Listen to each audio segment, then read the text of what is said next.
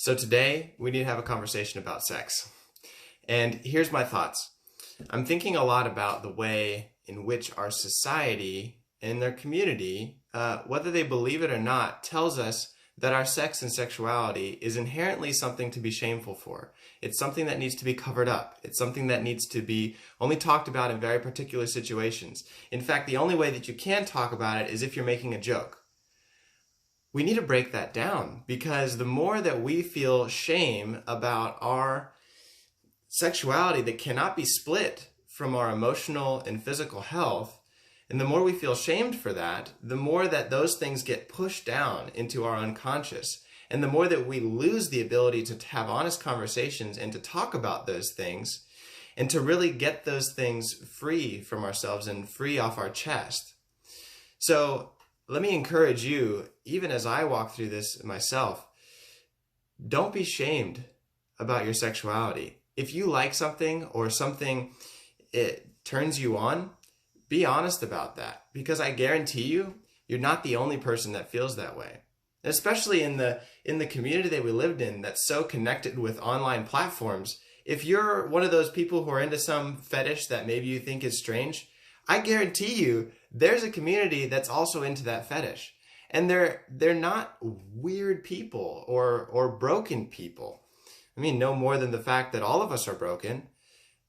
But by you being ashamed from it, you never get to experience the healing that comes from being honest, the healing that comes from finding community. The only connection you'll find is a fake connection by you pretending to be something that you're not. And I think one of the biggest places that starts is with your sexuality, is with what you physically enjoy in your sex life. And so I don't know exactly what that looks like. I know there's a lot of fear that comes from that, because a lot of people are deeply wounded and broken because of things that have happened in their sex life, in their sexuality, in their development. And so I'm nervous about this journey as well, but I don't think that we can experience the level of emotional and mental integration that is true mental health without broaching this topic and without pushing through it. And so let me slow down for a minute, because I know this is going to be a little bit of a longer video than you're used to, because there is a lot of fear that comes from talking about this topic. And I want to make a very clear distinction. There's a huge difference between the word I'm using, which is shame, and another word, which is similar, guilt. Let me break that down a little bit. Shame says that I am bad. Make sense? Shame says that I am bad. Guilt says I did something bad. That's incredibly different. Shame cannot be healed. Shame cannot be moved through, because at the core of the truth inside shame, which isn't really a truth, it says that you are bad, which is unfixable. Guilt says that I did something bad. I made a mistake. I did something wrong. You can fix that. You can go back and apologize. You can go and change your actions and behavior and move into something that's more adaptable to your environment, or healthier for the people around you, or healthier for you. Guilt is great in some situations, not when it's used as manipulation, but when you're able to be honest with yourself about making a mistake and be like, damn, I messed up. You can move past that and integrate that new reality and become stronger and better person. So when I talk about sex, shame has no place in there. Everyone has sexual body parts. Everyone has private parts. Everyone does stuff with those private parts. There's no getting around that. Even if you're not doing anything with your privates, that's still something, and that's not something you should feel ashamed for. Shame has no place here.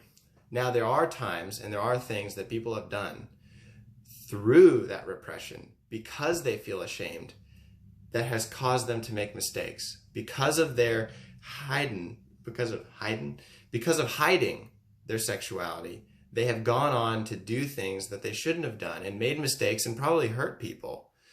And that guilt that comes from making those mistakes has a place. It's okay to say that you made a mistake, but it's not okay to say that because you made a mistake that you're inherently not good. I believe very strongly that everyone has a place, that everyone is good, but that we often make mistakes. And so even in that dynamic, not only in the dynamic of, I don't care what it is you're into, that's okay, but also in the, I don't care what you did, own up to it and move on through it. That's where we're going to experience a lot of healing. So as we continue into this topic of sexuality, we have to be able to easily and quickly say that we made mistakes. We have to not only not be ashamed of what we do with our bodies, and that sexuality is a part of who we are as human beings, but we have to not be ashamed of when we, screw it up, pun intended. We have to be okay with saying, that didn't make a lot of sense. I was jealous there. I held somebody back there. I did something I shouldn't have done. That doesn't change who you are as a person. It doesn't change your value. And that's something very important that we have to understand. So I think this is going to be a little bit of a running series that we're going to talk about with sex and sexuality. But I want to bring up the topic, and I want to say that I very strongly believe, and I'd like to hear from you down below, shame has no place in our sexuality.